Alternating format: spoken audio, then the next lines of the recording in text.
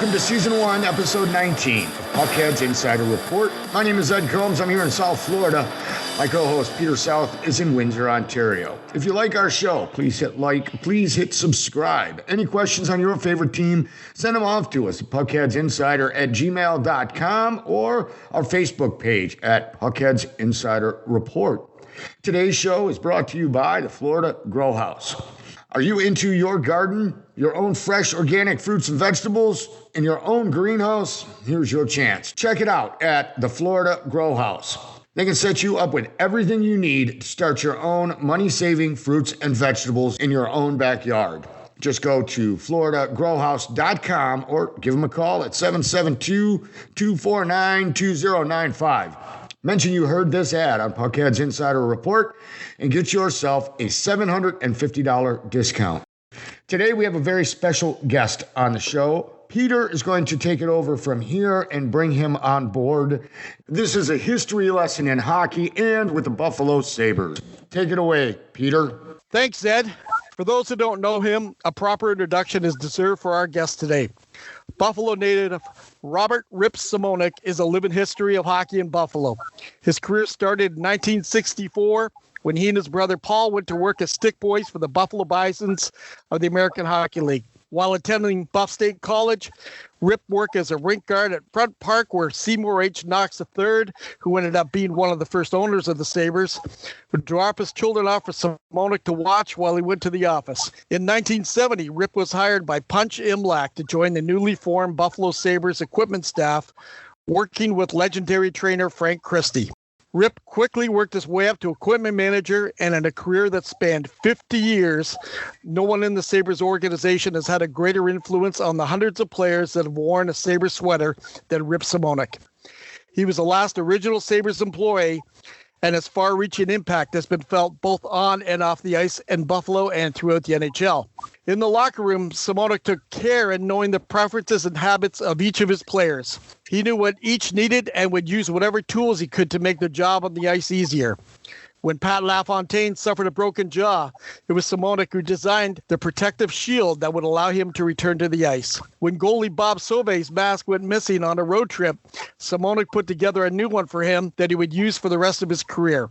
Together with Dominik Hasek, Simonek pioneered the skate sharpening parameters for goalies that are still used throughout the NHL today.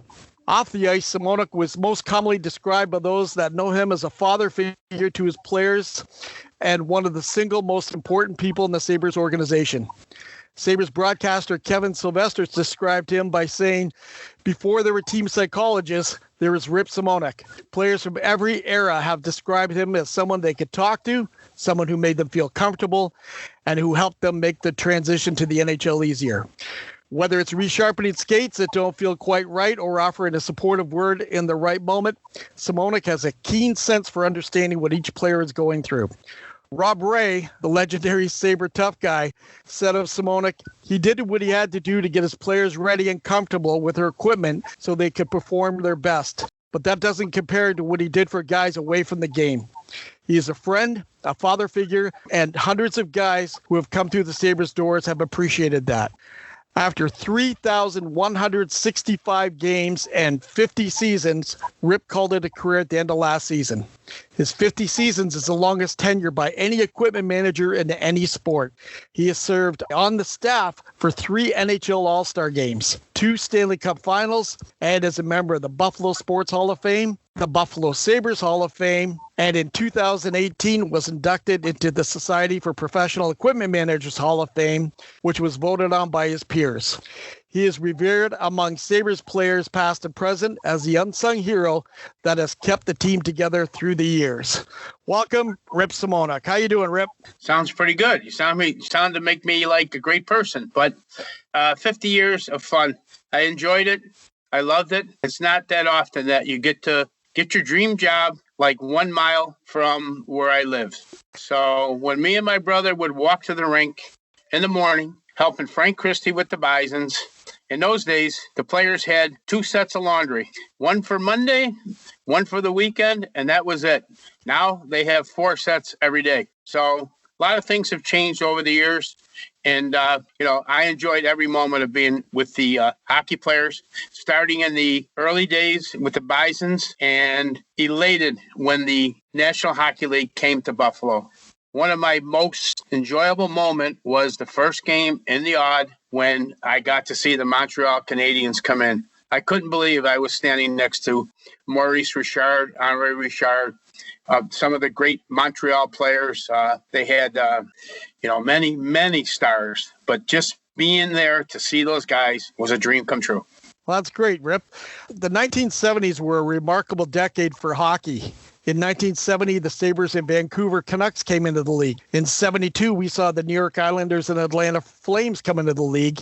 And in 74, we saw the Washington Capitals and Kansas City Scouts gain entrance. Along with that, there was the emergence of the WHA. What, in your thoughts, did this do to the quality of play within the league, and even more specifically with the Sabres? Well, as you well know, and most of the fans know, expansion is not a bad thing. It gives the players that are stars in the American Hockey League and minor leagues in Europe an opportunity to get drafted, to try out. I mean, a prime example is Las Vegas. They have a saying in their locker room, which is awesome. I'm sure everybody thought of it along the way, was nobody wanted us. So they were available in the draft, and they've done pretty good for themselves for guys that nobody wanted. Were left available in the draft. They did a wonderful job of putting a great team together. Yeah, that's so true. Absolutely true. In the 70s, the Sabres reached the Stanley Cup final in 1975, to be specific, against the Philadelphia Flyers. That was the first time two non-Original Six franchises competed for the Cup. Can you tell us a bit about that playoff run? We were a team that was just starting to be put together. First 3 years, we didn't really have a good record, but we had some good players. And they were building a team around the players we had. And we went into the first time we went into Philadelphia, who were the Broad Street Bullies. I think they became scared of the Buffalo Sabres. Our first face-off in the old Spectrum was Brian Spencer, Danny Gare, Jerry Korev, Lee Fogelin, and the puck was dropped, and all players scrapped and battled.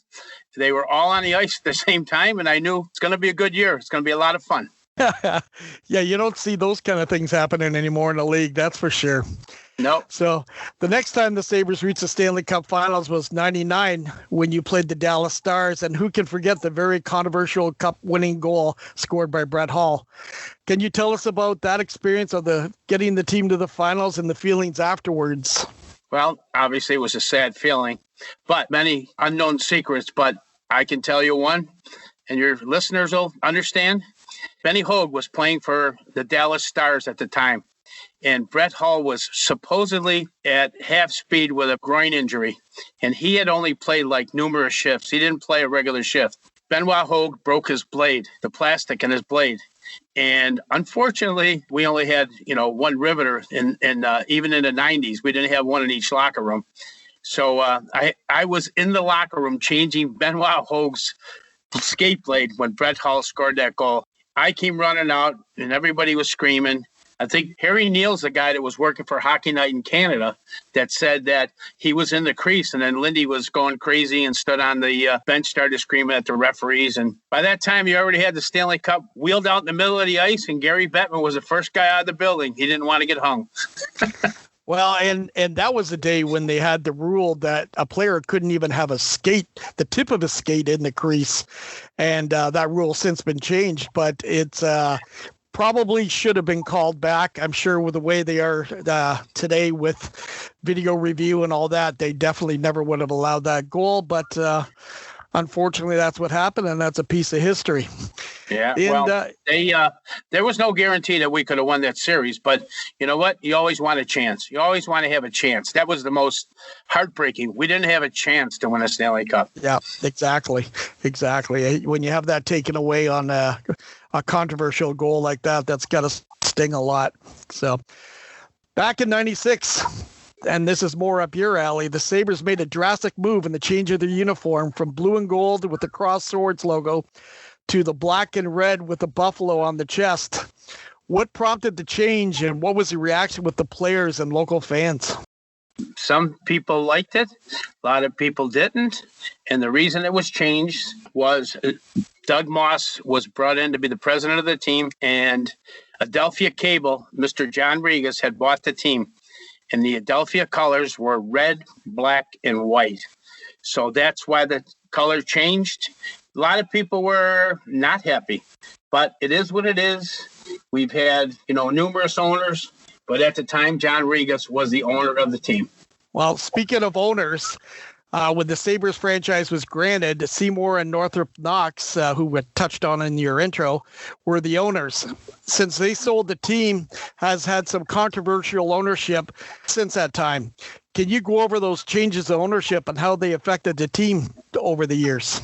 The Knox brothers were wonderful people, great family, loved the game. They had participated in the game, and they were great. And then when financial troubles got in our way, when the high salaries came up, and we had we were in the odds, so we had a limited admission to the games, and it was those days when you couldn't buy a ticket. I mean, what's name loved it. The scalpers loved it. They could sell a $50 ticket for $150. So sometimes nowadays they give them away. Nobody wants to go. So after that, the league took us over. They had run the team for a couple years. And then after that, they found a buyer, which was Tom Golisano and Larry Quinn. So they purchased the team, and we had a good run when they took the team over in the 90s. We had, we were very competitive. We were good every year. We had the mainstay of the league. Dominic Hasek was our goalie, so he was pretty good to have in the nets. And we had some goal scorers. We had a great captain, Michael Pekka.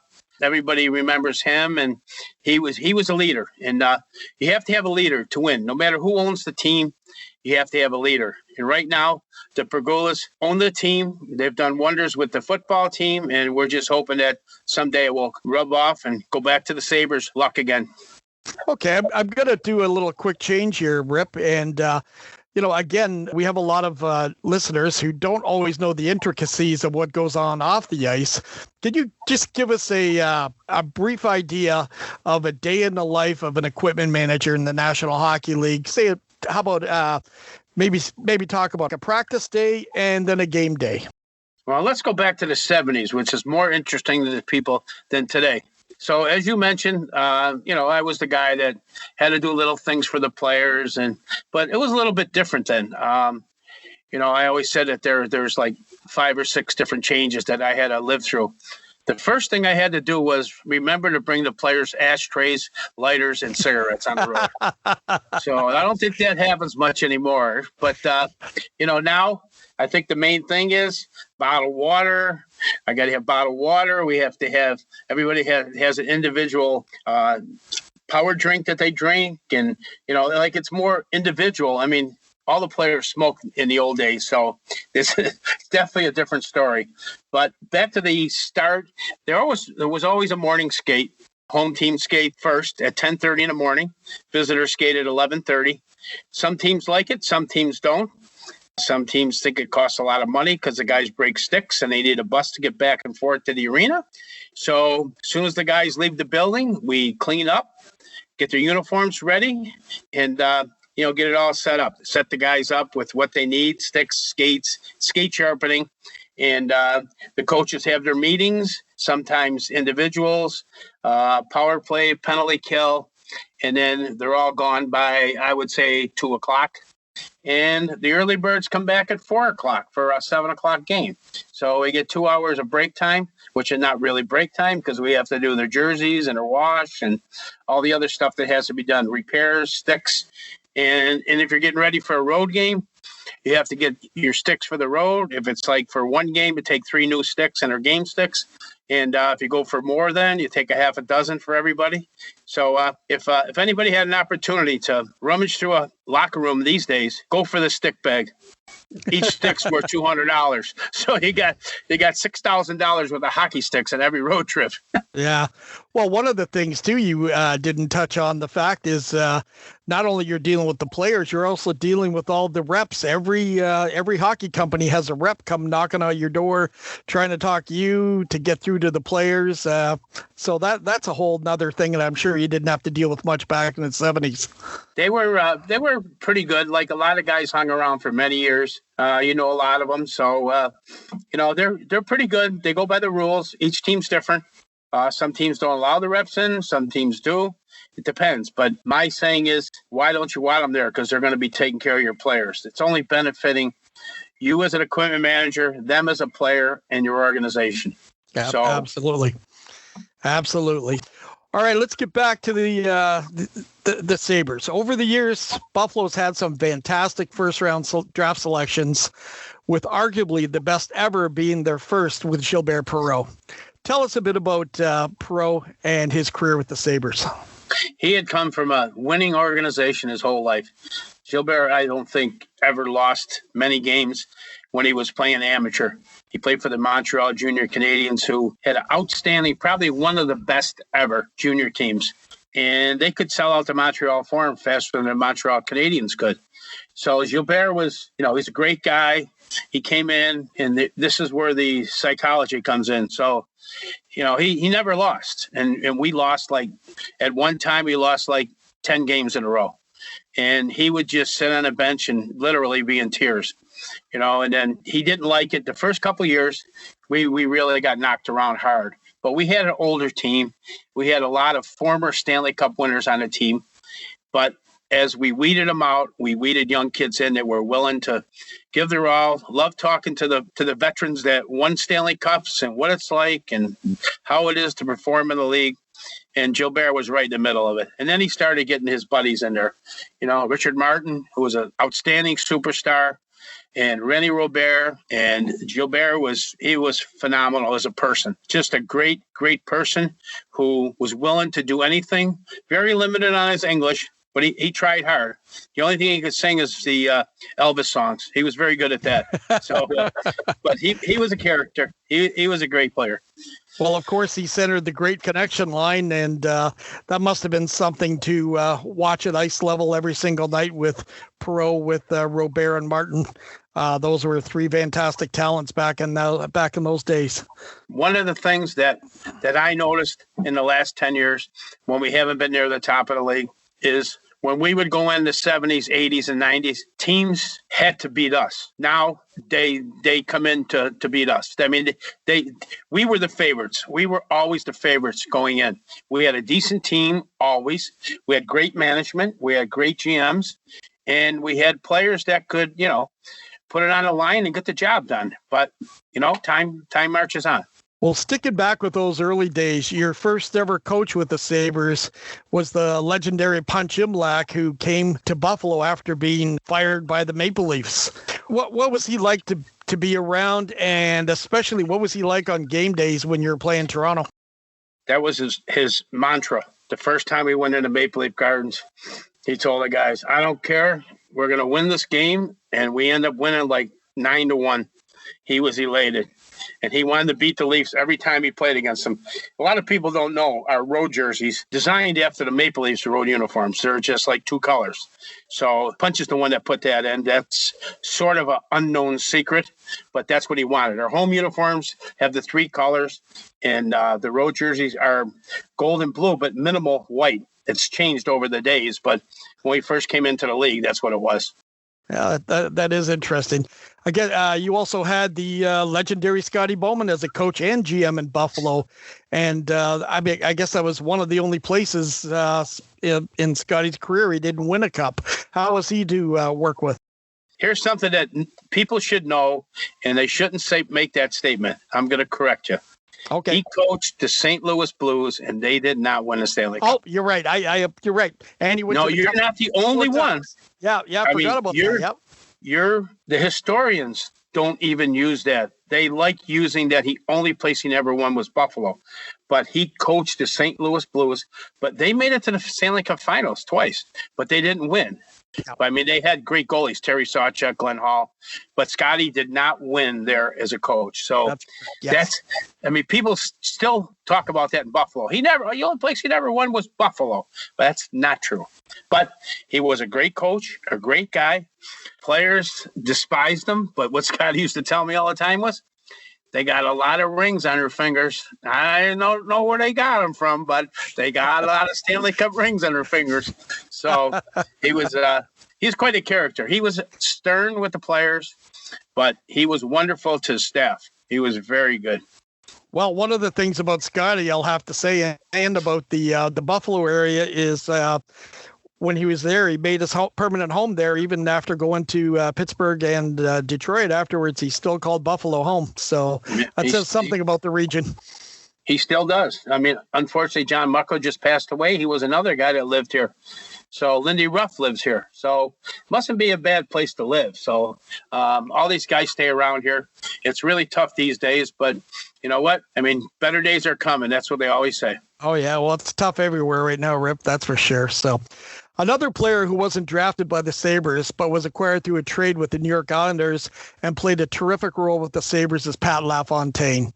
Tell us about Pat, and also, if you can, tell us a bit about the backstory about LaFontaine only lasting 3 months as president of hockey operations for the Sabres, a position he was hired for in November of 2013 and then resigned from on March 1st, 2014. Well, obviously, Patty was one of the top 2 players I've ever had. I can talk about him now. I'm not with the team, but his tenure as a player was sensational. He made players around him better. He always had, like a winger that he liked, the power play when he was here was sensational. It was LaFontaine, Andrew Chuck, Howard Chuck, Doug Bodger. So we had a power play, Donald Laudette. We had guys that could score. And, Patty as a player was very superstitious. He had to have certain things, certain ways, had to sit in a certain spot in certain cities. He had to have his skates done by me, check him every period, only do them. I mean, he could have the edge torn off if he had a goal and 2 assists.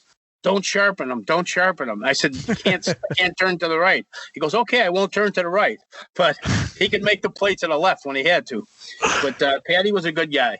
And the management deal was a personal thing between him and management. He was brought in to do a job, and he wasn't given an opportunity to do what he wanted to do. And he couldn't see his future lasting with the Buffalo Sabres. So he moved on. Today, he works in the National Hockey League office, and he's got a lot of great ideas. And one of them is, I don't know how people like it, but he's trying to push a thing through that a player can get drafted at 18, but he can't turn professional until he's 21, which is not a bad rule. He's got a list of 2,000 players that were drafted at 18 that never made it in their career. So he's got a list, and it goes to college players. You see a lot of guys get drafted in college now. Go to college after they're drafted, and that's sort of a Patty push. So he believes that if they can go to college for a couple of years, become men, physically and mentally, they can be better to play in the National Hockey League. And you've seen in the last 5 years how much better the college players are. I mean, they compete as good as, if not better, than the junior A players. I mean, that's pretty much what it says. Well, that's hard to argue with you because I've seen a lot of NCAA hockey games, and right now as we're talking, the Big Ten tournament's going on, and the announcers are talking the fact that every NHL team is represented by 2 scouts at that tournament. So that does say something about the NCAA game right now. They're not only watching players who are eligible for the draft, but they're watching players they've already drafted to see how they've been developing. And I kind of agree with Pat's theory on that, and I know you seem to feel the same way. So that is definitely something I agree to. We'd also like to get your thoughts on another player who people know came into prominence when he was with the Sabres after being a backup goaltender with the Chicago Blackhawks, and that's Dominik Hasek. Please tell us what it was like to be around Dominik on a daily basis. Well, fortunate for me that at the time he came, my brother-in-law was the assistant coach, E.J. McGuire, who was the director of NHL Scouts. He's passed away, and he's well-renowned. And Mike Keenan was the head coach, and EJ was there, and Mike Keenan had Eddie Balfour and Jimmy Waite, who was the player that was going to be the greatest goalie to ever play the game. So he said, we got to get rid of this Dominik Hasek because he can't speak English. I know he couldn't speak English very well, but he could stop the puck. So when my brother-in-law called me, he says, you guys get an opportunity to get this guy. He's really good. He's a good goalie. So I mean, they had two good goalies. I mean, you can't fault anybody, Mike Keenan or whoever, was finalized to trade. But he came to us, and he was golden. When he came, he said about his equipment and his mask. When he came to Buffalo, he really had difficulty catching the puck. He couldn't catch it. He would knock it down, and then he'd fall on it with his blocker. So what I did was we worked together, and I made a deep web for him per baseball first baseman. So what I did was I moved the webbing deeper, so every time the puck would hit anywhere in a glove, it would end up in that web. And we were measured probably 30 times by the National Hockey League, Dave Dryden and all the guys, Kay Whitmore, trying to figure out how he's cheating, but he wasn't. Everything was legal. So Dom was great. I mean, he could tell you in the morning skate. He would just come to me in his Czechoslovakian accent and say, Rip, nobody's going to score on me tonight. He would get a shutout. I don't bet sports. I mean, why would I have not done that? I could have made probably $1 million and retired 10 years earlier. But you probably could have. when he said they weren't scoring, they didn't score. He would do flip-flops and backwards, upside down, but he was a great player to watch, and I never worried about whether he was going to show up or not. He showed up for every game, so he was a great player. And I know he was a competitor in practice too. There was a lot of players on his own team. I know that when he was also in Detroit, they had a heck of a time scoring on him, even like I said, in practice. So that's a competitive level of Dominik Hasek. There's no doubt about that. So, well, finally, Rip, I'm going to put you on the spot. After 50 years, you've been in the room with literally hundreds of players, numerous coaches and GMs. We'd like to hear your top 6 players by position, your top coach and your top GM. The criteria is how they performed on the ice and your personal dealings with them on a day-to-day basis. Are you ready? So we'll get this going. Well, who is your top goaltender? You just said him, Dominik Hasek. And you've had some great ones there. Yeah, I had Roger Crozier. Yep, was a star. What I was going to say. Yeah. Tom Barrasso came out of high school, won Rookie of the Year, Vezina Trophy, numerous Stanley Cups. Ryan Miller, and we had a tandem. I'll get to 6. Bob Sauvé and Donnie Edwards, 2 outstanding goalies. That was probably the beginning of the 2-goalie system. Both guys rooted for the other guy, and they were great together. So they were 2 great goalies.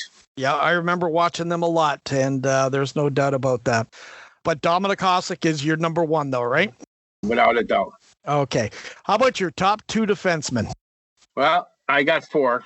I'll give you 2 offensive guys, and I'll give you 2 defensive guys. Offensive guy, Phil Housley and Jerry Korab. Defensive, Mike Ramsey and Billy Height. Yep. All stars. Yeah, definitely. You could count on those when you're up a goal and last minute of the play or last minute of the game. You knew they were going to be out there against you for sure. Yeah. How about your top left winger? Okay, I got 3. I got Richard Martin, Thomas Vanek, and Dave Andrechuk. Wow. Who's your number 1 of those 3? Oh, I forgot. There's one more guy, but he can play right or left. Andrechuk and the last guy could play right or left, and you've seen him, Alexander Mogilny. He could play right or left. So I had him on the left wing, but he could play right, whatever. But I do have some other right wingers. So McGillney was a hell of a talent. Oh, McGillney was a hell of a talent for sure. All right, let's slide over to that right side. Who are your top right wingers? Okay. René Robert, Thomas Vanek, Donald Audette, and Miro Satan. Satan was a player. He was a major part of that team that went to the finals in '99. And he can score. He can score for sure. Yeah. And again, there's been so many over the years, and I'm sure it's going to be hard for you to pick one. But who's your top center? Gilbert Perreault. There's no doubt. Yeah, even with Pat LaFontaine there, you got to go. It's a nose-to-nose race between those 2 guys. But I got a couple other guys, and a couple of guys and a couple of guys that made the franchise go sideways. The third guy would be Dale Howardchuk. He was a superstar player, superstar guy. He just passed away. Yeah, and when it's unfortunate darn COVID, I didn't get a chance to go to his wake, and that hurt me. Yeah. But the other 2 guys, Danny Briere and Chris Drury. Chris Drury. We didn't sign those 2 guys, and the team went sideways. Yeah. So when we didn't sign those guys, I think a lot of players said they're not in it to win it. So, I mean, it's sad. And unfortunately, these fans have to, tough it out. So speaking of tough, you didn't have the tough guys for the Sabres. Oh. How come you didn't have that question in there? Well, how about you? All right, you brought it up. Let's hear your tough guys. It's a guy by the name of Larry Playfair. I remember he knocked a lot of guys out, but you know what? His fists were as big as his heart. Yeah. Great guy, still great. Lives in Buffalo. He still does stuff with the team. Great guy. Second guy is Rob Ray, the Razor. He's a tough guy. Third guy is one of your Toronto boys, Brad May, and he played in Detroit too. Oh, so we'll never forget Mayday from Rick Jenneret's call on Mayday, Mayday. Oh yeah. So, and Gord Donnelly was a tough guy, and Jerry Korab I had mentioned before. Yeah. So, I mean, but you know what? And people need to know this. Really do. The tough guys are the guys with the biggest hearts, nicest guys, off the ice, family men. They care about their team and their teammates, and that needs to be known by a lot of people. They say, "Oh, this guy's a tough guy. He's no good." But you know what? The tough guys are the greatest human beings that could ever play the game. Limited talent, but they come to play every day. Yeah, so that's what you need. They're definitely invested in their team. They're a heart and soul type people. 100% agree. I've had a few of them over the years myself. So, all right, let's move behind the bench. Other than yourself, who would you say are some of the top coaches back there? Well, obviously Scotty and Punch Imlach and Lindy Ruff. I mean, John Muckler was another great coach. So we got 4 coaches. So Punch, obviously. Scotty, John Muckler, and Lindy Ruff. One of the things that I'm most proud of, starting out as a kid, the only top 10 coach that I didn't work for in the National Hockey League is Toe Blake. But I wasn't born then when he coached, so I couldn't work with him. But I've worked with all of them. Al Arbor, Scotty, Lindy's up there, Bruce Boudreau. There's a lot of guys up there. So, and they're still plugging along. Obviously, Mike Keenan. I worked with all those guys. Oh, yeah. But, don't be surprised to see Gabby get another job soon. I hope so. Yeah, He's a good man. Very good friend of mine. Yep. All right. Who in the general manager spot? Who's your top? Well, it'd have to be Punch, number one. Obviously, he came here, he put the team together, and we made it to the finals. So, and obviously Scotty. Scotty's been a great GM. The swinging door in the GM's office is not very good lately. So Darcy Regier was here for a long time, but, he took the money and ran. So didn't leave us with a lot. I think what's name has got a good future, even though he was let go. Jason Botterill. Jason's a very knowledgeable guy. He's worked for Team Canada, and he's done a good job. He was hired by Seattle Kraken. That's right. 2 minutes after he left the Sabres. So It's a hockey family. Oh, yeah, for sure. Absolutely. Well, Rip, we want to thank you from the bottom of our hearts for being on our show, and we wish you nothing but the best in your retirement. But as you know, even when you're retired, you're always still part of the game. So thank you very much. The big thing is, wait till you get my bill. Talk to you later. Thanks. Have fun. Take care. All right. Appreciate it. Okay. Bye-bye. What a great interview. Thank you, Rip. Thank you, Peter. That was absolutely awesome. I loved every moment of it. Today's show has been brought to you by the Florida Grow House. Are you into your own gardening, your own fresh organic fruits and vegetables in your own greenhouse? Here's your chance. Check out the Florida Grow House. They can set you up with everything you need to start your own money-saving fruits and vegetables in your own backyard. Just go to floridagrowhouse.com or give them a call at 772-249-2095. Mention you heard this ad on PuckHeads Insider Report and get yourself a $750 discount. We do hope you enjoyed the show. Again, if you have any questions, send them off to us at puckheadsinsider@gmail.com, our Facebook page, Puckheads Insider Report. My name is Ed Combs. I'm here in South Florida for my co-host, Peter South, who's in Windsor, Ontario. Thank you so much for listening, and we look forward to talking hockey again with you next week.